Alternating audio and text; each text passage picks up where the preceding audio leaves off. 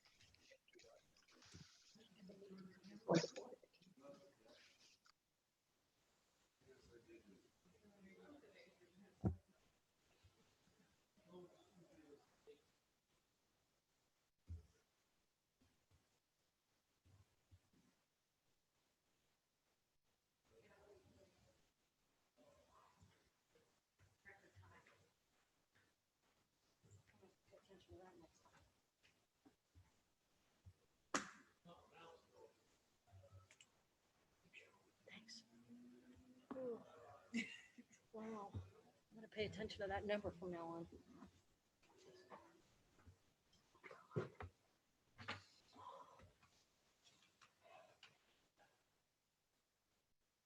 You're going to have to let me take you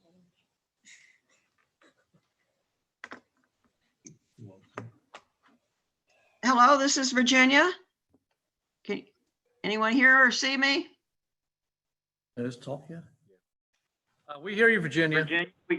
Virginia, this is Darren. We can hear you just fine.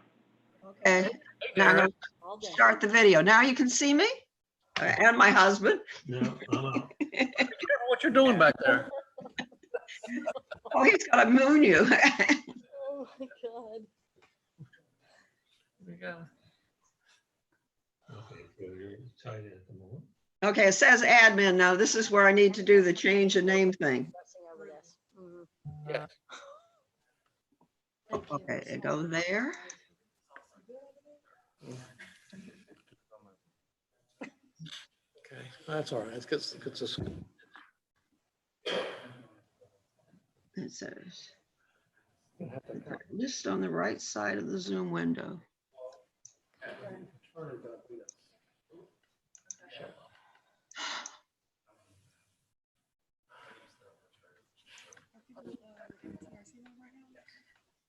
Not that I know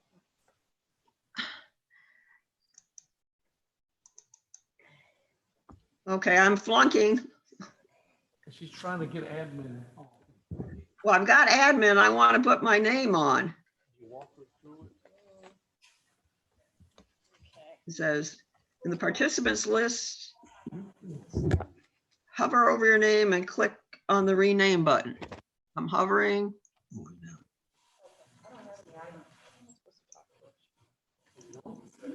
Virginia, try hovering over the microphone and camera setting next to your name. I don't see my name all of a sudden. When you click on participants, the white box of participants comes up. Yeah, And then where it says admin, yes, move the mouse over to the right where there's a microphone and camera. I got, And when okay. I got mute. More. Maybe it's under, oh, rename. There you go. Hallelujah. Hallelujah.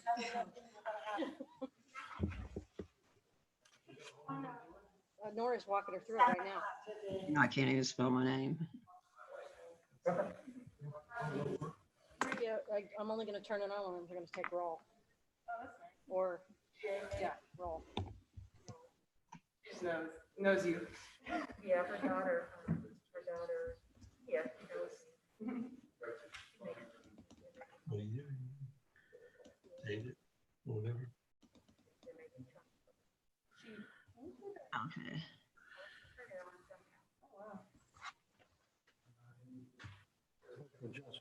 You got it, Virginia.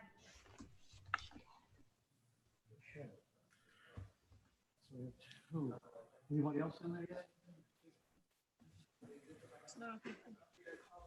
Well, 6. I think it's like 6 because 1, 2, 3. No, it's just like 2 or 3 of us. It's like 6 of the guys already in the meeting. There's almost everyone. Oh, okay. Well,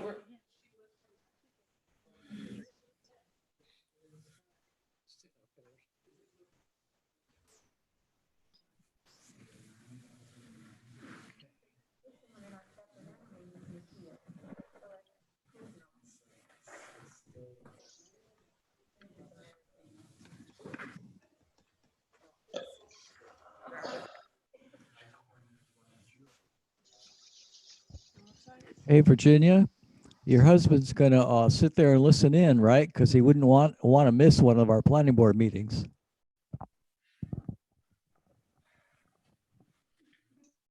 Oh, you mean you want my husband to sit in and listen in? No, I was being facetious. I'm sure he's ready for a break, but I was just saying, oh, no. He'd want to sit here and listen too. Well, he needs to listen so he can be the public. Well, we might have some public who would show up on the podium. I don't know. Mike could tell us. We have no idea. I guess we'll probably have applicants.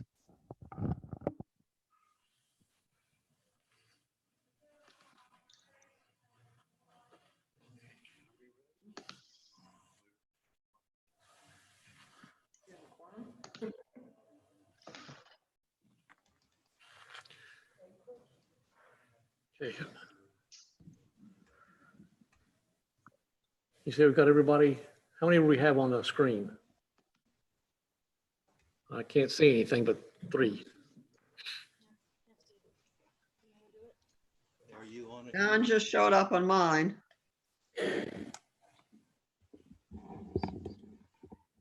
I got Steve and Virginia and my name, but I don't see my shining face. Go down to the bottom and click on the toolbar, Buzz, and you'll see where your camera is blocked. Unblock it. All the way at the bottom. All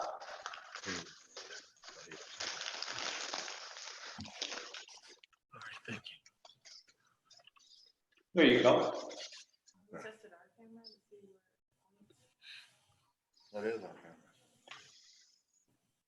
camera. Okay, so now I guess everybody is here.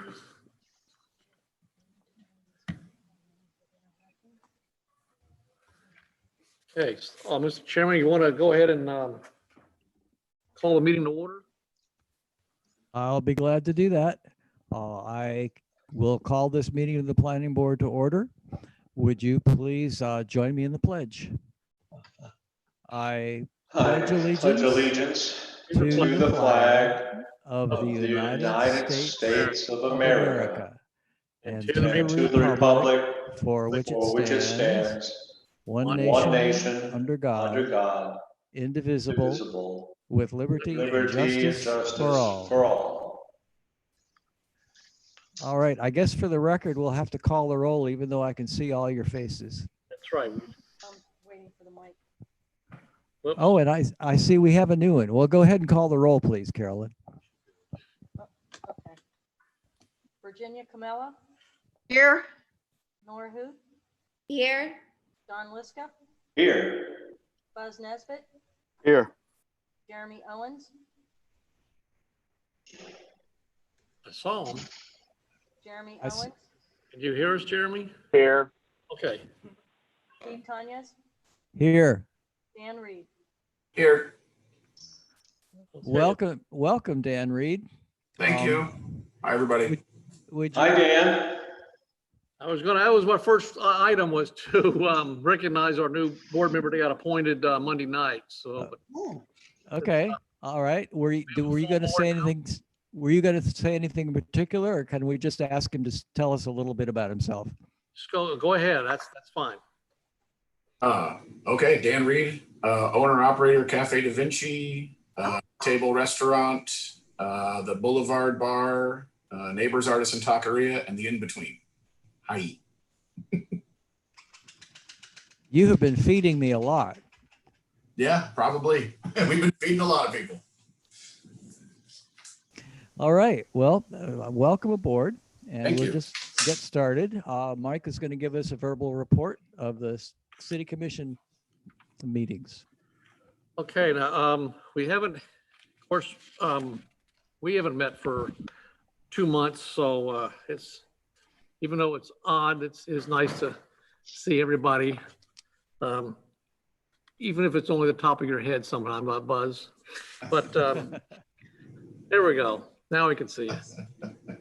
But the commission has been holding meetings, and they've if I can just run through quickly what they've done. They finished the annexation, land use and zoning for the mobile home park at 2700 South Woodland. That one, you guys heard probably, I think it might have been January, back when we actually had meetings. They also had the second reading of the annexation, land use and zoning for the property on Greens Dairy that was referred to as the Martha Cox PD. So they completed that. And then they also had, they finished up the changing of land use and zoning for the Amelia Villas PD at the corner of Euclid and Amelia. They also, well, they technically had a hearing, but they continued the first reading of the zoning out on, it's called the Crestwind Land Project out there on the east side of Lake Winnimisset. That's actually going to the commission next meeting. With that, I'll answer any questions you may have. Questions for Mike? Mike, did they change any, I can't even remember our recommendations on any of these actually, but did they make any big changes or change the lot size, street size, number of lots, anything that? On the Martha Cox, they did add a little bit of street parking on the, towards the front. That's where their smaller lots were. And they had, I cannot remember if they had them with front of you, but they had 80-foot lots along their east boundary that was near the Miller Road subdivision. And that's pretty much, and they also added a easement that they could tie into property to the east, to the west of them, if it deemed appropriately. So that was really the main changes they did. Was that fellow who was, he had a driveway that was having a problem? Davis Tree guy. I saw him later on. He was talking about his driveway issue. I don't recall anybody with the driveway. You talking about on 15A? Man, I've slept since then. I've forgotten. Okay, well, if you think of it, let me know and I'll find the information for you. Okay, this is Virginia. And I just wanted to clarify, everything except the Crestwinds Winnimisset has been finalized. Is that correct?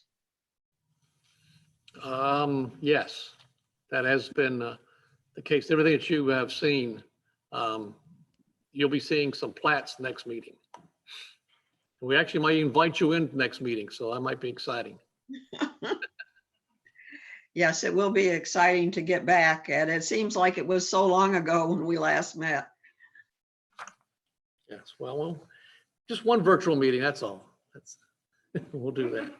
All right, with that, Chairman, we can bring up the, oh, we gotta do the minutes, then I'll go. So, what I would like to ask for is that if you make a motion, state your name, and then whoever makes the second, state their name also, so Carol can know exactly who's speaking. Well, this- Okay, are we done with questions for Mike?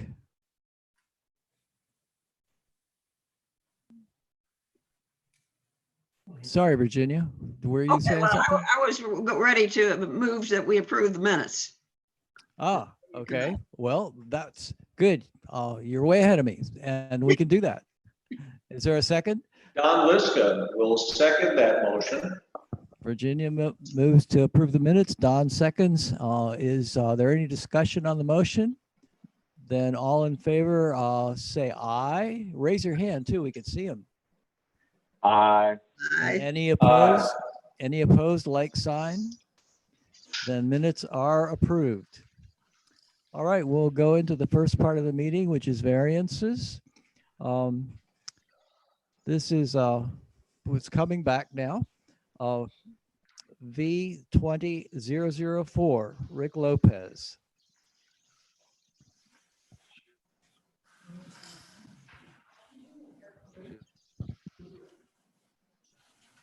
This is Nora. I just wanted to say I did do a drive-by today. And I did a drive-by, but it was last March. Thank you. This is Darren, the city attorney. For everyone's benefit, I will not administer an oath for anyone that testifies tonight. That will be sufficient for our purposes. You say you will not administer an oath, but that'll be okay? I will not administer an oath. We have in the past made a policy of administering an oath for variances, but not our other quasi-judicial hearings.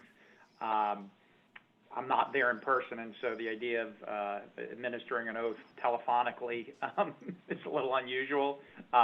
Whether or not an oath is administered does not affect the legality or the efficacy of any action that you take on a variance.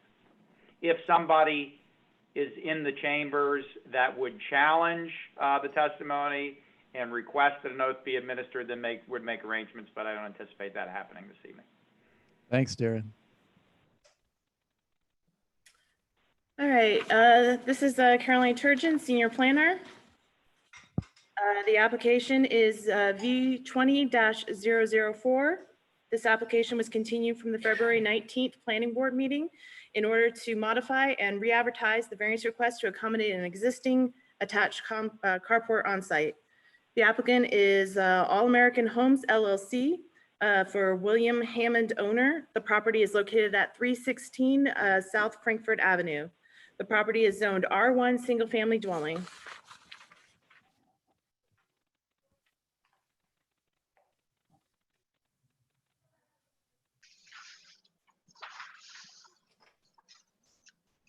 Excuse me while I figure out the camera. All right.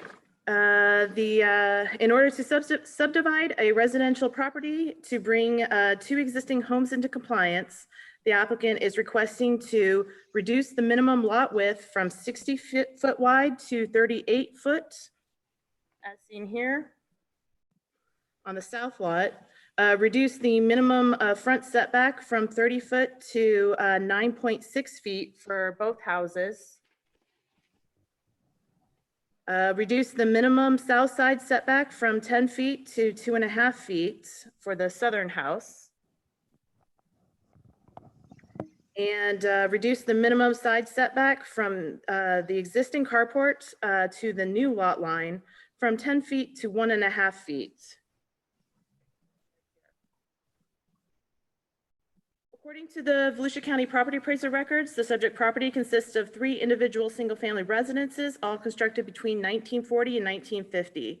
The structure to the rear of the property here is reflected in their records as a single-family residence. However, the applicant has conveyed that this is currently being used for storage. It is unknown if the 2 platted lots were at any time separate and then later combined together, but this is not uncommon for properties of that age to contain multiple residences. The applicant wishes to divide the subject property into a total of 2 parcels, one 62 foot and the other 38 feet, a house on each, to bring the property use further into compliance as a single family residence use. Due to the existence of an attached carport on the south side of the proposed 38 foot lot, the proposed new boundary cannot run along the original plat lot line between lots 7 and 10 and must be pushed an additional 18 feet south to accommodate the carport and a small southern side yard. Subsequently, the applicant is requesting a 1.5 foot side yard setback from the carport to the new dividing property boundary. The carport actually contains a large roof overhang, and the requested setbacks is the approximate distance to the roof edge of that carport and not the structural supports, which appear to lie farther in along the concrete of the driveway. Special circumstances exist in that these single-family homes are historic and do not meet current setback requirements to property boundaries, in addition to having multiple residences within a single-family district. These 70 to 80-foot-year-old houses do not meet current setback standards, and literal interpretation of the code would prohibit them from being rebuilt in their current footprint in the event of damage. And granting of the variance request would permit the applicant to bring both the use of the properties and its structures into further compliance and allow the owner to resell the residences independently. Approval of the variance should have no effect on the city's health, safety, or general welfare, as it is an existing situation and no changes such as the lot split will be perceptible to neighbors. In addition, several nearby lots, also part of the same plat, still retain their original 50-foot platted lot width and are therefore narrower than the 60-foot required by the current zoning requirements. To summarize, the applicant is requesting these variances to reduce front and south side setbacks for 2 existing historic houses and to reduce the required individual lot width so that they may be separated from one another. All are considered hardships as defined by the land development regulations as their existing non-compliant situations that cannot be made compliant or rebuilt at their original location and or use without the granting of variances. Staff recommends limiting of the setback variances, if approved, to the footprint of the existing homes slash structures and the lot width variance slash lot split conditioned on the removal of the third house to the rear. And I'll be ready to answer any questions. Questions for Carolyn? This is Nora. I have a question about the rear house. The recommendation is to approve with the understanding that the rear house is coming down. Can you give us a little bit more background? The property appraiser states that this is a single family residence, or at least was used so in the past, but that's how they have it categorized. The applicant has told me that has not been used as a single family residence, at least in the recent past, and is just being used for storage.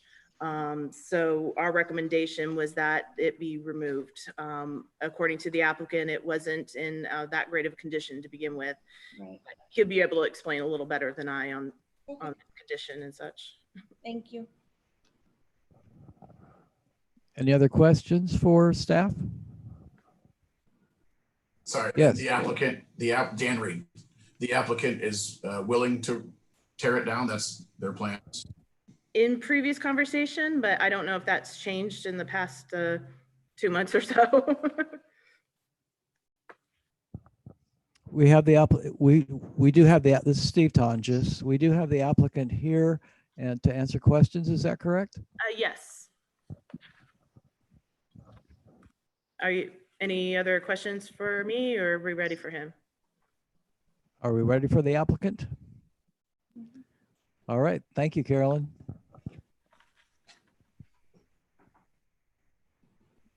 And would the applicant like to come forward, please? And would you please state your name and address for the record? Yes, my name is Rick Lopez with All American Homes out of Apopka, Florida. I represent the owners on this property, and they've asked me to help them to subdivide the property so that 2 homes can be sold separately, individually. There is the issue of that building in the rear that is currently, or for a long time, has not been used as a residence. It's mostly a storage facility, and it's been used that way for many years from what we understand from the previous owners.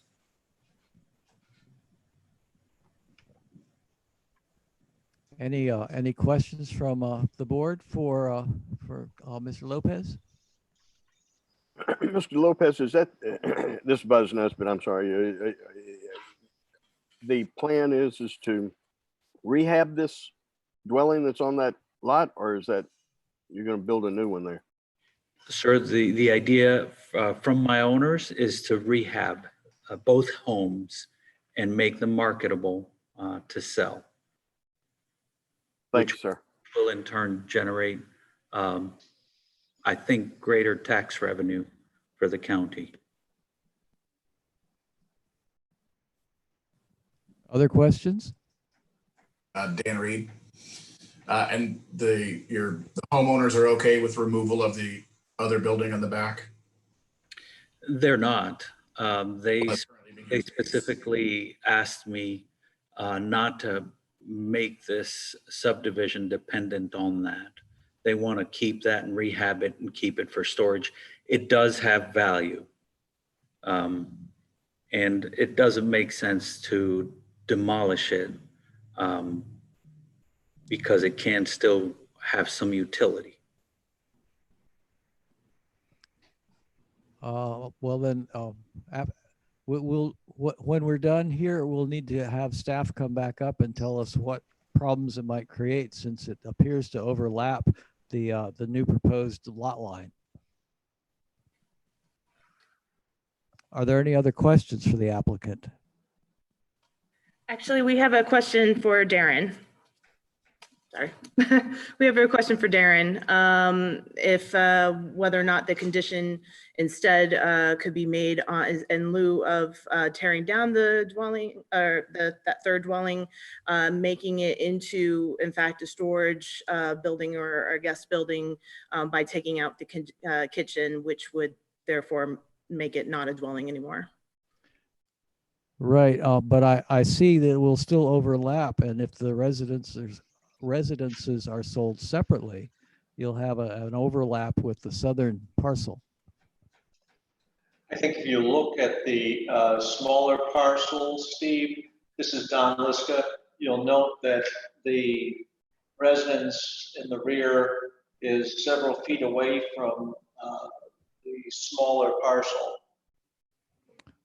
Right, but my understanding was that the proposal is to move to instead of a 38-foot lot, is to move the property line to the 50-foot mark, which is would be the black dotted line. No, that's the reason why we couldn't do it at the 50-foot mark.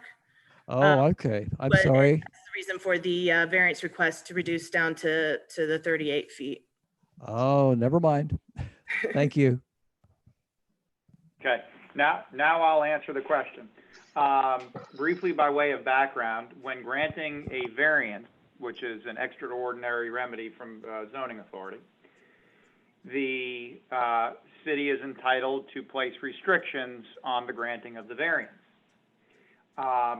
Your question is, can we impose as a restriction removal of the cooking facilities from the frame residence shown on the plan? You certainly can make that a condition of the granting of the variance if you so choose. Also, by way of background, and for members of the commission, these lots are still zoned and will be zoned, even if the lines change, single family. So we don't allow development of multiple residential dwelling units on one piece of property. We do have what's referred to as a mother-in-law suite, where it doesn't have any cooking facilities. The idea being is you won't be able to rent out to multiple families on one lot. So removing the second home or the third home, but the second home that would be on the one lot, or removing the cooking facilities gets you to the same place. The concern is that you're approving variances and basically approving a lot that would have two homes on it, which is clearly contrary to code. So that's a long answer to a very short, simple question. Yes, you can do that, Caroline. Thank you, Darren. Any further questions for Darren or Carolyn?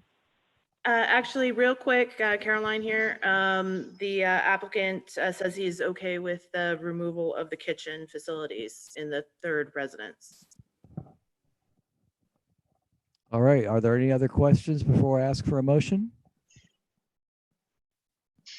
And is there anybody in the public who wants to say anything about this request? None here. Thank you. Then I guess we're ready for a motion.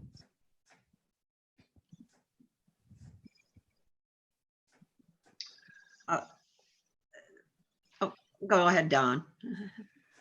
This is Don Liska. I move to approve the variance on B20-004 with the condition that the rear frame residence have the existing kitchen removed in order for it to stay intact on the property.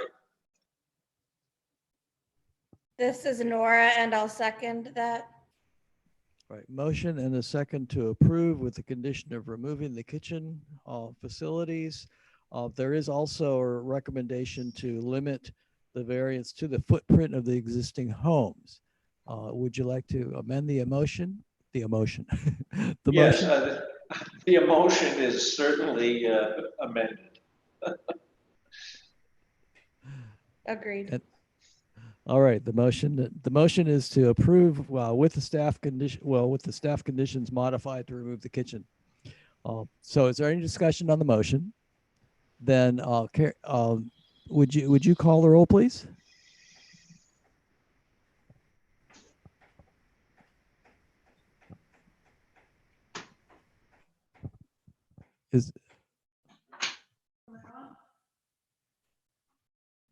This is Darren. I'll call the roll. Let's see Oh. who we have. Okay. Virginia Camella, Yes. Nora Huth, Yes. Don Liska, Yes. Dan Reed, Yes. Jeremy Owens, Yes. Buzz Nesbitt, Aye. and Steve Tonjes. Yes. Thank you. Motion carries. Oh, and I was a little confused because it's Carol who is our new staff person. I don't know if we've really said hello and welcome and good luck dealing with the board. Carol is terrific. I will state that as she's been very attentive to our requirements and worked through this whole process with us, I think, very efficiently and effectively. Yeah, that's great. I like the way the minutes have been are clearly presented, or the agendas. All right, we'll move on then to the second variance application. This is V20-001, Jessica Phillips.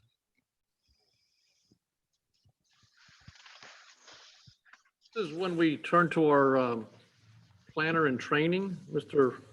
Elkine. He wrote this variance.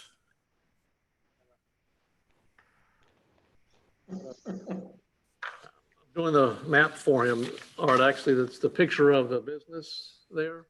I think everybody knows where the establishment is located. So I'm just putting up this picture of the sign, Darren.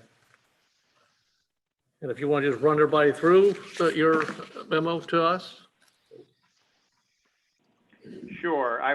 The memo is in the file, and everybody should, or in the agenda rather, and everybody should have it. When this sign was erected, based upon the information we have, there was the sign. It was a legal sign. It was appropriate to be where it was. Subsequent to the erection of that sign, it's been there quite some time, the city adopted a new sign code. When the new sign code of the city was adopted, this became a legal non-conforming sign, sometimes referred to as a grandfathered sign. And the code specifically provides, and I can give you the citations, but it's in my memo. Signs are deemed to be structures. They're defined as structures. Our land development regulation says that when evaluating a variance request, we can grant variances to land, structures, and buildings. We look at all three of those, including structures.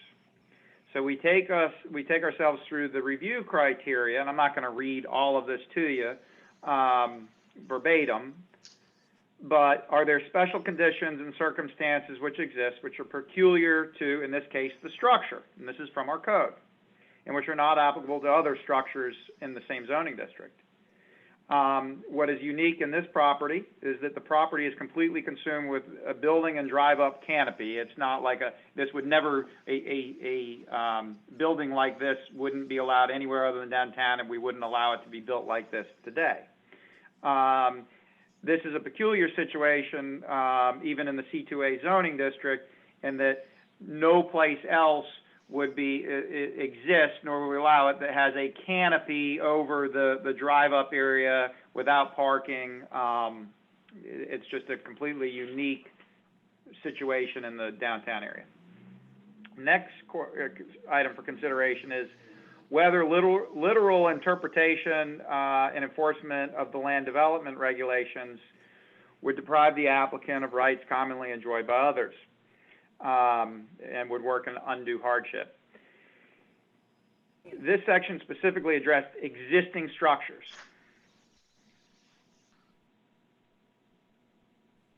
And B, it talks about existing structures. Remember, the sign is an existing structure. And so the sign is an existing structure by definition under our code. The unique layout of this structure, this sign, creates a hardship as placement of a usable ground sign would effectively require removal of the drive-up canopy. So that's where the hardship comes from in this situation. Next consideration, whether the granting of the variance will confer on the applicant any special privilege that is denied by the development code to other lands, buildings, or structures. Variances, you need to know, are site-specific. If there were another existing building with this same unique configuration, they could ask for the same thing. But based upon my interviews with staff, there are few, if any, other lots in this zoning category that have this situation with the roof sign.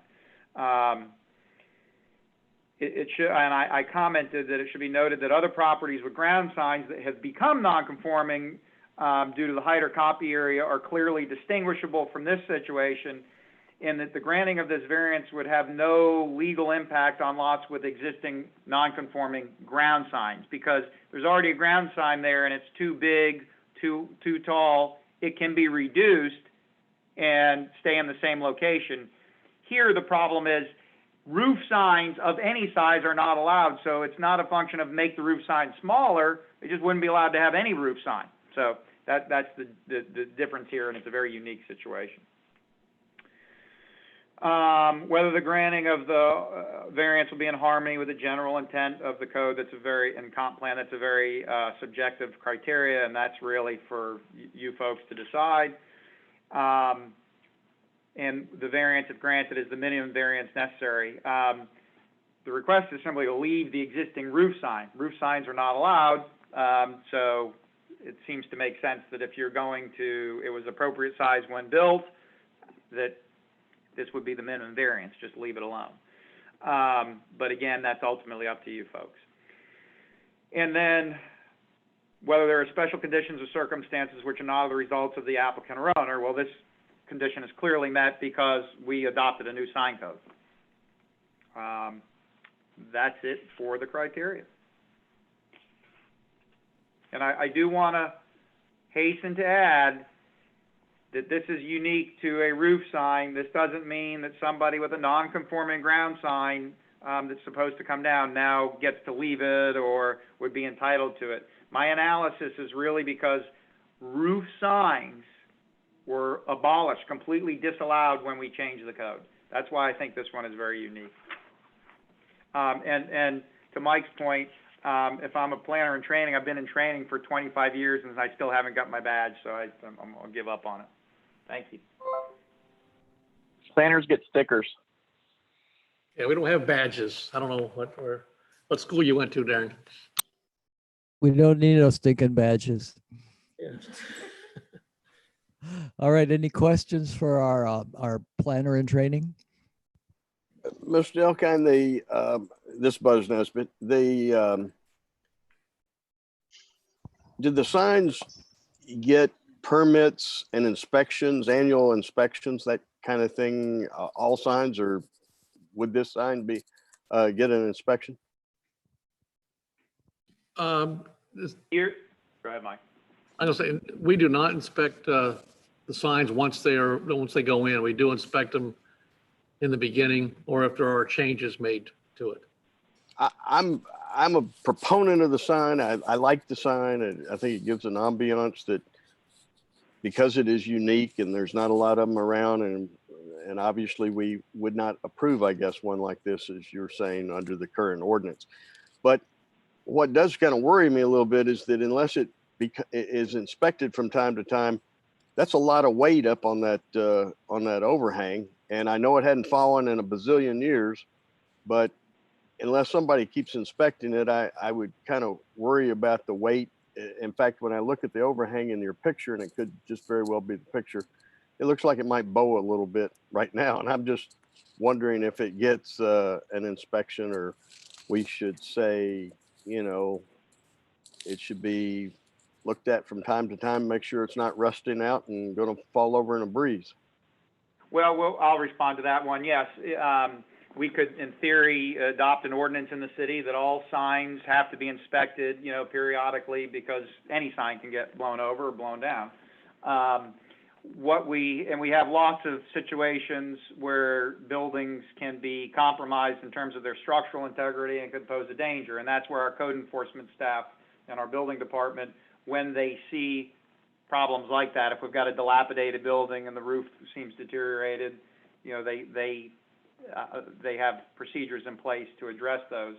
The issue here is whether or not whether we find a hardship in place, and whether you want to place any restrictions. I would not advocate a requirement or a restriction on a variance that says you must get an inspection of your sign annually, simply because we looked at it and we think it looks, you know, to be in rough shape. Really, if there's a concern there, the building department ought to address that, as they should with any sign, whether we grant a variance or not. Yeah, I'm with you. There's a lot of extension cords around town to interior signs that I'm sure the fire department could inspect, and so they don't use zip cords. But is it possible to say that just in general that the sign should be maintained in safe conditions as a condition of continuing to have it, or something like that? Well, that you can certainly say that, but you don't need to make a condition, because that's inherent in the code provisions. You have to. I mean, it would be whether they get a variance or not, it's a violation of code to have an unsafe structure on your property. So you say it, but it's a restatement of the law that exists anyway. In other words, if somebody puts up a sign that doesn't need a variance and it's dilapidated such that it's not structurally sound and it's dangerous, it's a violation of code, whether we put that as a condition of a variance or not. Thanks, Mr. Chairman. Any other questions for Darren?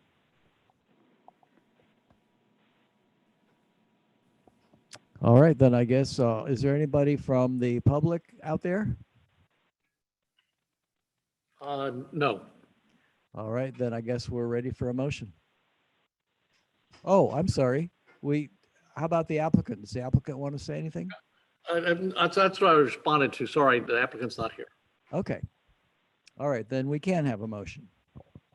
Hi, this is Virginia. I recommend that we approve variance 20-001. Dan Reed, second. Motion and a second to approve. Is there any discussion on the motion? Yeah, this is Don. I was just curious. Now, you know, we're probably confident that Mitchell's Cleaners will remain cleaners for the foreseeable future. And in the event that Mitchell's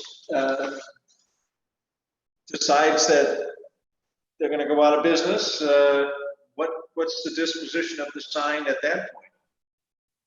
If you grant the variance as proposed, that they're just allowed to have a roof sign, then a new owner could come in, and it could be, you know, I'm going to make this up, an attorney's office, and have their roof sign. It's certainly the prerogative of this board to make as a condition of the variance that it's only for the current business with the current copy that's on the sign, subject to maintenance, of course, and that it cannot have any new copy. I'm not suggesting that you need to do that, but that's certainly an option for you if that's a concern.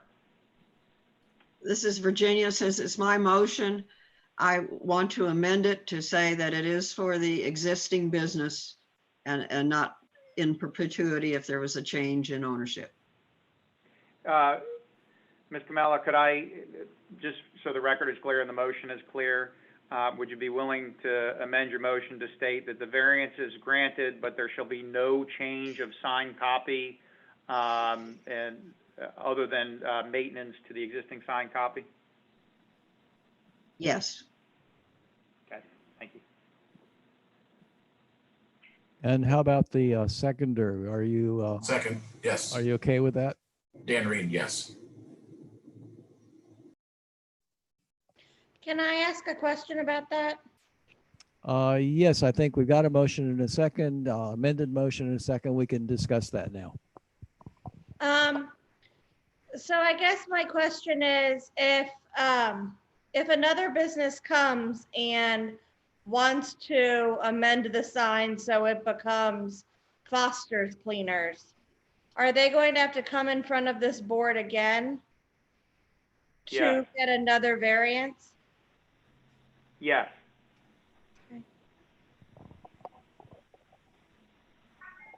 More discussion? Yeah, Mr. Chairman, I think this is kind of where Nora's going, and I think that if we are giving a variance for the sign, whether it says Joe's dog clipping place or Mrs. Cleaner, I think that we should not limit what the sign says, the size to the sign, where the sign's located and all that. That's kind of what the variance is. And I don't think we should get into or limit the content of the sign. Anyone else? Well, the reason I thought that was appropriate, this is Virginia again, is that the main reason that this creates a hardship and meets all our criteria for variances is the historic nature of the whole thing. And I don't see that it's appropriate. And if it was purchased by somebody new, they would probably be wanting to make other changes as well. And I'm not sure, you know, I really think it's because of this particular business that we should be approving it, not for a carte blanche for in perpetuity. Well, let me suggest that the advantage and asset of the sign is the fact that it is an old sign. It's been there a long time. It has an identity in that location. And again, if we're getting into the content and we don't like the business that comes in, or they don't, you know, you've got to, I think that we approve the sign because it is the sign, not because of necessarily what it says or what that business is currently. But that's, again, that's my opinion. Thank you. Anyone else? Well, then, yeah, Jeremy. Yeah, go ahead. My concern with tying it to the ownership is what happens if I don't know the family that owns it, but if it's a father and they want to transfer it to the son, that's now like constitutes a change in ownership. So the sign wouldn't be able to pass down. I would feel more comfortable if it was tied to the use. If we want to put restrictions on it, I'm kind of leaning towards Buzz. If we're approving a sign, we're approving a sign for a parcel. I'm not sure how much we can regulate content on it. Let me clarify one thing. As I understood the motion, it would prevent the copy from changing from Mitchell's Cleaners. If there's a change in ownership of that business and the name doesn't change, that would not affect it wouldn't prevent somebody from selling the business or the building and leaving Mitchell's Cleaners up there. I'm not suggesting the restriction, to do the restriction or not. That's entirely this board's prerogative. I just wanted to clarify that point. And so you know, when it's because of constitutional protections, we don't limit speech. We limit in some ways commercial speech, but I just want to be clear on the record that we are certainly you are well within your rights to control what the copy is when it comes to a sign and the granting of a variance. Again, I'm not suggesting that you do or do not put such a restriction on the granting of this variance. I just wanted to let you know that you can. This is Nora. I am more comfortable saying if we're going to put a limit on it, the limit is to size and type. So the current size of the sign should not change. The current type of sign should not change, because that's the reason why we're granting the variance, is because it presents as historic. But I mean, who's to say that they don't want to change the name to Mitchell's and Sons Cleaners? Or I just think it's too limiting to say what's on there now can't change. And that's basically what we're saying. Well, I'm familiar with the Mitchell Cleaners from the days that I was in high school at DeLand High School and was in the band with Beverly Mitchell, who was the daughter of the original owners. I don't think they're the same owners, but the concept, as long as it's the business that continues, that the variance would hold. But when it becomes something different, I would not see it as I picture my motion.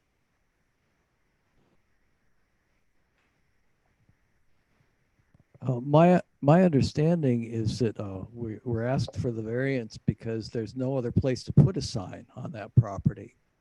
And so I have to agree with Nora. I'm not comfortable with limiting it to what's there now. I mean, the historical nature of the business is kind of a plus, but I think the variance is needed because you just can't put a sign anywhere else, and that would be a constraint for anyone who comes in. The variance does limit the sign to the existing dimensions and location. And so I would argue against any limitations other than the physical structure of the sign. Okay, then I withdraw my amendment to the motion and go with the original motion, which was just to approve it. Dan? Second original motion. All right, the motion has been unamended and it's to approve the variance. Is there any further discussion? Then I guess we can call the roll. Yes. Yes. Yes. Aye. Yes, ma'am. Yes.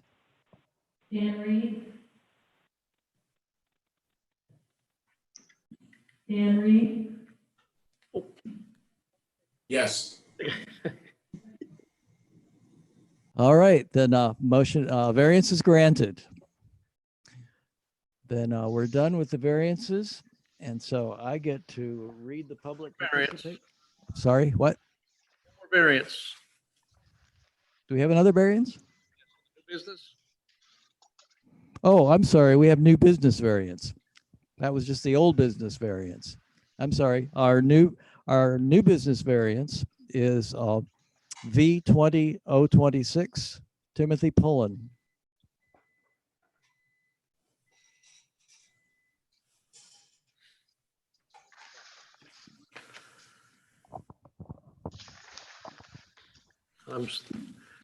You're stuck with the substitute. This is a substitute planner day. As you know, we've got first we had Darren, and now we've got Mike. So we'll see if we can't struggle through here. But this is for the property at 546 Pinsdeck Drive. They're looking for a variance for the side yard setback. As you can see on the map here, it's a curved triangular shape. It has no rear, so everything is either front or side yard. So that's makes it kind of a difficult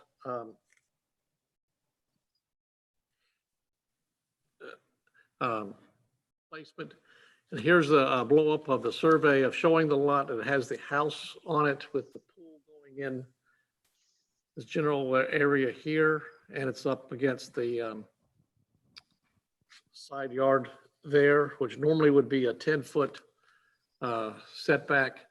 So they're looking at reducing that to 7 feet. There's an easement runs 5 feet along that property line. It is outside that easement and it's 2 feet beyond that easement.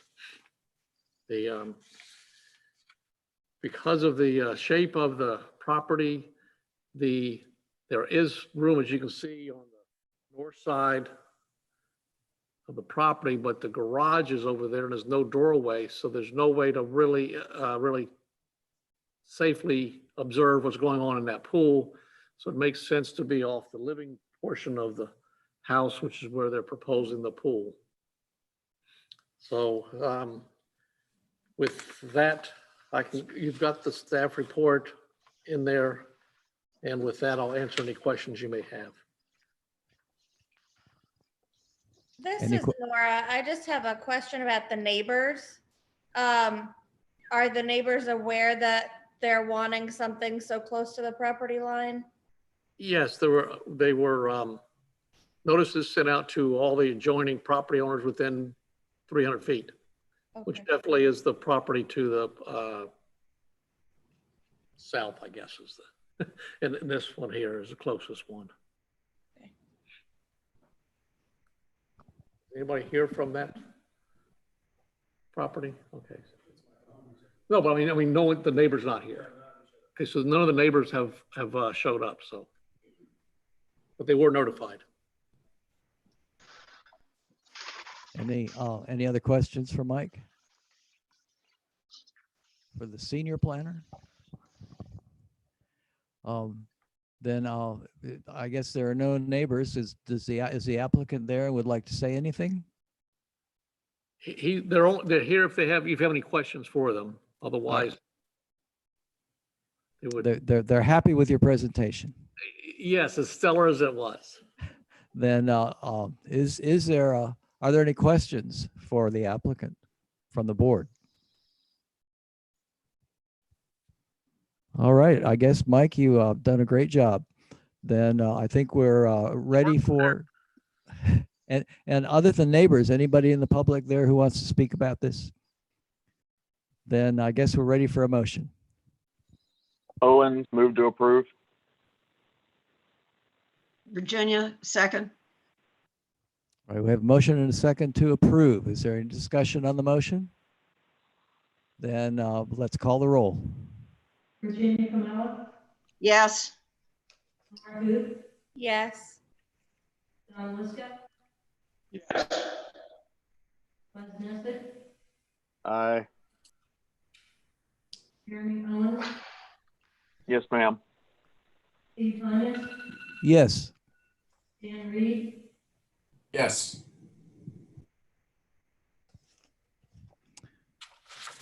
All right, that variance is granted. And now what I've been eagerly waiting for to read the public participation procedures as we go into the planning portion of the meeting. These are the public participation procedures. Public participation offers citizens an opportunity to express support for or opposition to agenda items and gives the planning board access to all sides of the issue regarding agenda items. The applicant and or his agents for the applicant will be allowed to make presentation to the planning board. The chair of the planning board may limit the presentation. After the presentation by the applicant and or his agents, the planning board chair will open the discussion to the public. A representative of a group or individuals who wish to speak concerning an agenda item will be allowed to make a brief presentation to the planning board. The representative must state name and address for the record. Once the planning board chair has determined the public has no new issues to present, he or she may terminate the public participation on that agenda item. And so our first item is annexation AN 20-023, annexation of lots 158 and 159 of Billerica subdivision. This is Caroline Turgeon, Senior Planner, application AN 20-023. The proposed annexation consists of a single undeveloped parcel located in the northeast corner of Lucia and Margaret Avenues, approximately 140 feet west of State Road 15A, South Spring Garden Avenue. The applicants are Richard and Shirel Dreger's owners. The property is approximately 3.7 acres and is currently zoned Volusia County R4 with land use of the county's urban low intensity. It is bordered to the north, east, and west by vacant and wooded lands.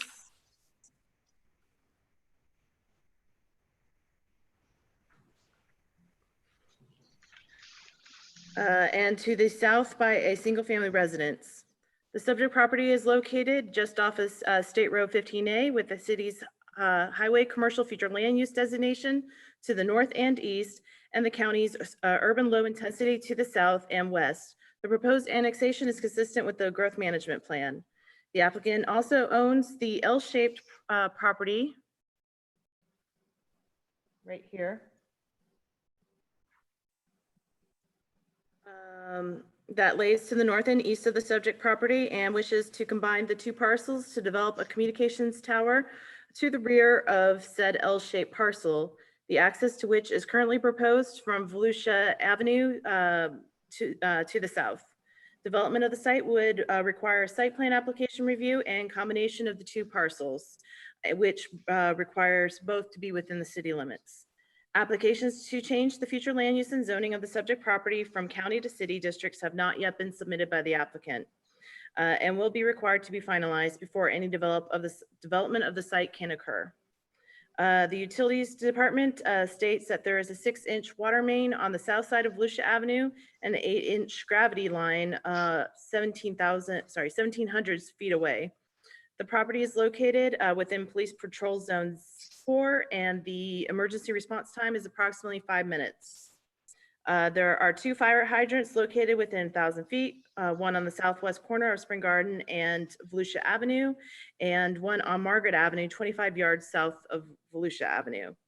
The fire department can provide adequate fire protection with emergency response time of less than 5 minutes.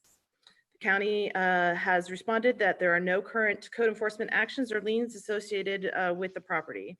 The city's guidelines for annexation require that property be sufficiently contiguous to property already within the city limits and to be accessible to public services. In addition, the state requires the property be reasonably compact, not circuitous, and does not create an enclave. The subject property is contiguous to the city of DeLand to the north by 140 feet approximately, and to the east by approximately 115 feet. As a condition by the county, the bordering rights of way of Margaret Avenue and Volusia Avenue will also need to be annexed to the center line. Therefore, staff recommends as a condition of approval that the applicant provide a revised legal description to include the eastern half of Margaret Avenue right-of-way and the northern half of Volusia Avenue right-of-way. The annexation of this property will not create a new enclave for either the city or the county. Therefore, the staff recommends the planning board for this annexation petition to the city commission with a recommendation for approval with the condition that the applicant supplies a revised legal description. And I am available for any questions. Questions for Carolyn? Carolyn, this is the annexation only, right? This is not the communication tower, right? Correct. The communication tower is just a site plan review. And this might be one for you or Mike, I know, I'm sure there's and I have not read it, but I'm sure there's a lot of conditions for communication towers. One of which I would assume is screening and security fencing around it, types of fencing, that sort of thing. Is that apropos at this point, or is it after, once we get to the site plan? Those are items that would be reviewed at time of site plan. I believe there are landscape buffer requirements, yes, for the communication towers. And I do recall seeing security fencing on their concept plan.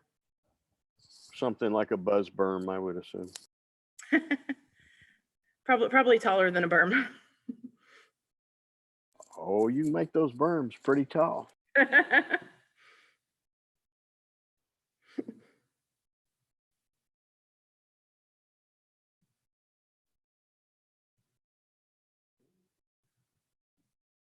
I'm sorry, Mr. Chairman, that was it. I just, so I assume that once we get to the site plan, then I'd have questions about the buffering and that kind of stuff. I don't, Yeah, it depends on the height, whether or not you'll see this communication tower. I can't recall at this time what the height was. So this is currently zoned for a communication tower? The communication tower is going to be located in this area here, but the access will be through the parcel to the south. They will need to, before development is finalized, they will need to change the land use and the zoning of the subject property to city zoning and land use first. Well, it's coming in from the county, it looks like it's a C2, and it's coming in to us. Then it will be, what will that zoning be? Currently, it is Volusia County's R4, which is a single-family dwelling, single-family residential. And the land use is urban low intensity. But those would need to be changed to city before we finalize development. Well, I mean, you can't put a communication tower in an R4 currently, can you? I cannot recall our LDRs on that one, but it would be, the tower itself is actually located to the north in the L-shaped property.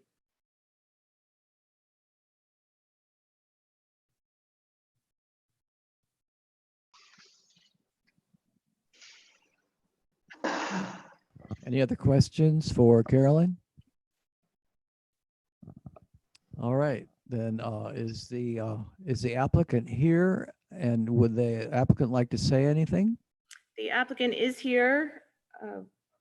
He is fine unless you have any questions for him. Does the board have any questions for the applicant? All right, hearing none. Is there anybody in the public who wants to speak on this issue? There are none. Then I guess we're ready for a motion.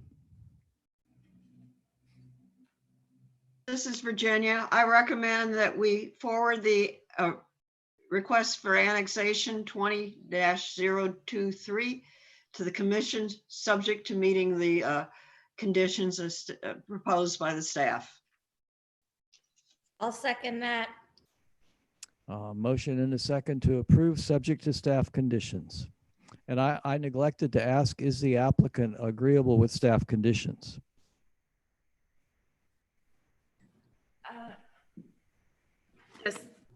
Yes, they are. Sorry about that. Thank you. Then the motion stands as approval with conditions. Is there any discussion on the motion? Then I guess we can call the roll now. Virginia Comella, Yes. Nora Hoop, Yes. John Liska, Yes. Buzz Nesbitt, Aye. Jeremy Owens, Yes, ma'am. Steve Thomas, Yes. Dan Reed, Yes.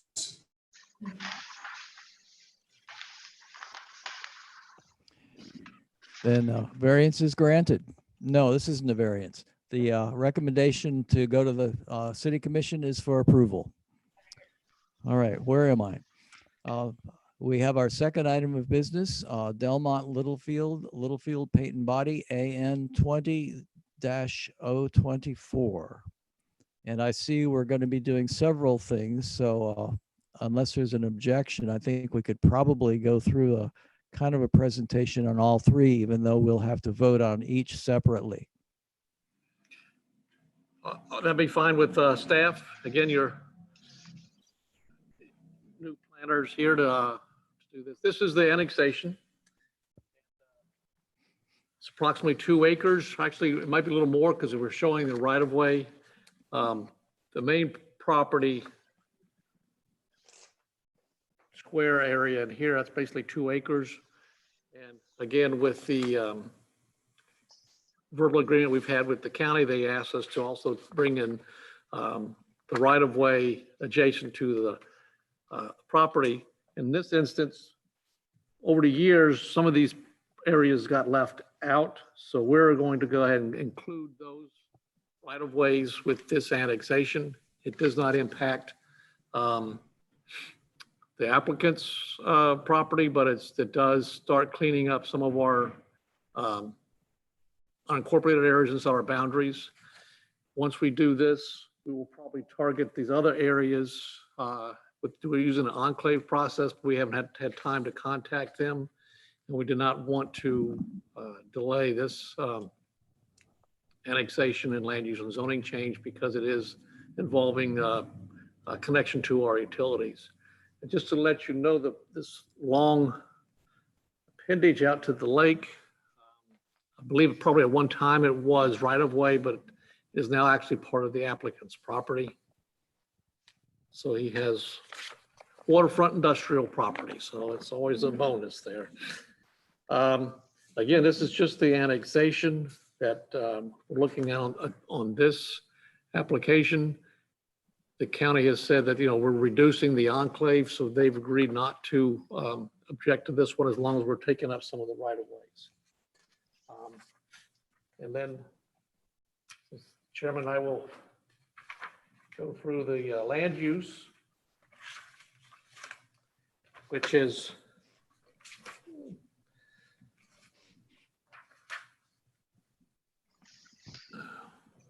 sorry, the map's it's a little blurry.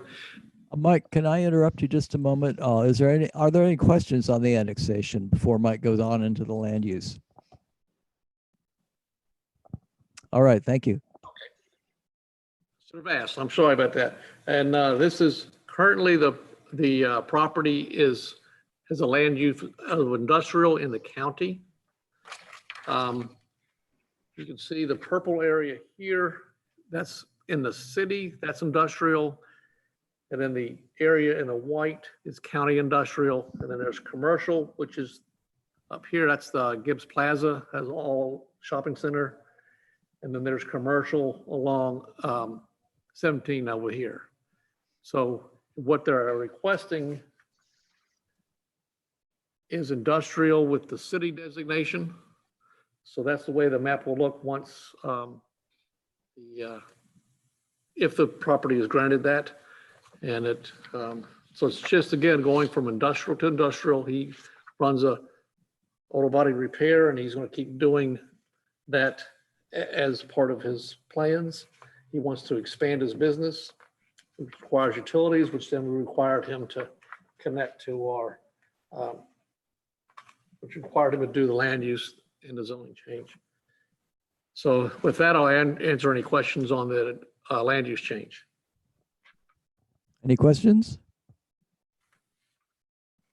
All right, thanks, Mike. And then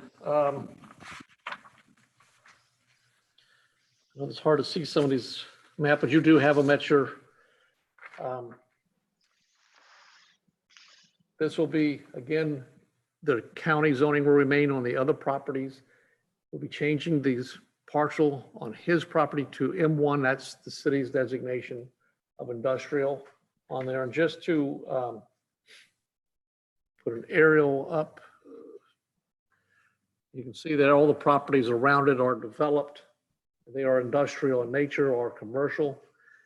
So we'll be dealing with them at a subsequent time. But right now, we just want to deal with the applicants. And again, it's a very narrow extension of the property there. He's got no plans for that, but it is part of his ownership, and it will be changed along with everything else. So again, it's changing. We're going through, we're annexing the property with the adjacent right-of-ways. We're changing the land use for from county industrial to city industrial. And then we're changing the county zoning to city zoning industrial. And with that, I'll answer any questions. Any questions on the zoning or any of the previous?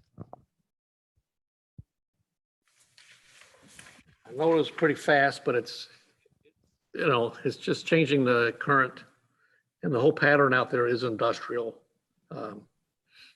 So we are in favor of the change. All right. Hearing no questions from the board, is there anyone in the public who wants to say anything? Or is the applicant here and wants to say anything?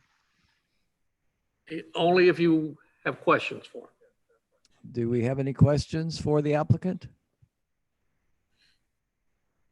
Well, you've done it again, Mike. I'm telling you, I got the easy ones. That's why it's good to be the boss. Anybody in the public there? No, sir, there's not. Then I guess we're ready for a motion. I'd like to, if you do each one separately, please. Oh, yes, I'm sorry. Yes, we need a motion on the annexation. Dan Reed, motion to approve annexation 20024. I'll second. Any discussion on the motion? Then I think we can call the roll. Virginia Camilla, Yes. Laura Booth, Yes. Don Liska, Yes. Buzz Nesbitt, Aye. Jeremy Owens, Yes, ma'am. Steve Tanya, Yes. Dan Reed. Dan Reed, Yes. All right, then annexation is approved. We can move on to the land use. Owens, move to approve. Nora, second. Motion is second to approve. Any discussion on the motion? Then we can call the roll on this one. Virginia Camilla, Yes. Laura Booth, Yes. Don Liska, Yes. Buzz Nesbitt, Aye.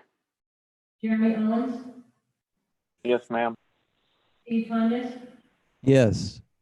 Dan Reed, Yes. All right, motion carries for approval. And last motion on the zoning.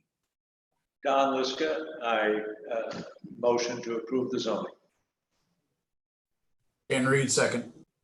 Motion is second to approve. Is there any discussion on the motion? Then let's call the roll on this one. Virginia Camilla, Yes. Laura Booth, Yes. Don Liska, Yes. Buzz Nesbitt, Aye. Jeremy Owens, Jeremy Owens, Yes, ma'am. Steve Tanya, Yes. Dan Reed, Yes. And this one is approved. So I see nothing else on the agenda.